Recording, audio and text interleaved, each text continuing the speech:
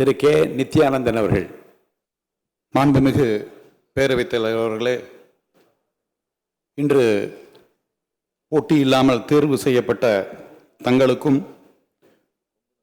பேரவை துணைத் தலைவர் அவர்களுக்கும் நான் சார்ந்திருக்கக்கூடிய கொங்குநாடு மக்கள் தேசிய கட்சி சார்பாக பொதுச் செயலாளரான நிஆர் ஈஸ்வரன் அவர் சார்பாக வாழ்த்துக்களை தெரிவித்துக் கொள்கின்றேன்.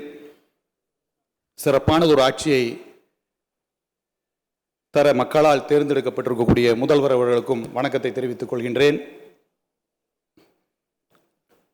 அனைவரும் சொன்னது போல இந்த சபை ஆளும் கட்சி எதிர்க்கட்சி என்று இல்லாமல் நடுநிலையோடு நடத்துவதற்கு தாங்கள் முயற்சி செய்ய வேண்டும்.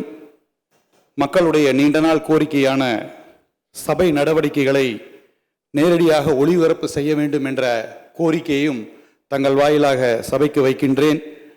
தங்களால் தேர்ந்தெடுக்கப்பட்ட சட்டமன்ற உறுப்பினர் எவ்வாறு செயல்படுகின்றார் என்பதை பார்க்க வேண்டும் என்ற அந்த உரிமை, அந்த கடமை மக்களுக்கு இருக்கின்றது.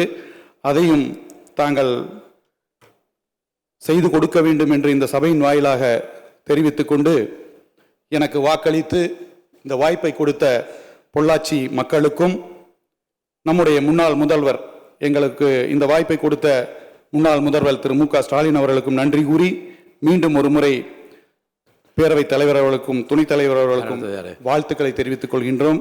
நன்றி, வணக்கம்.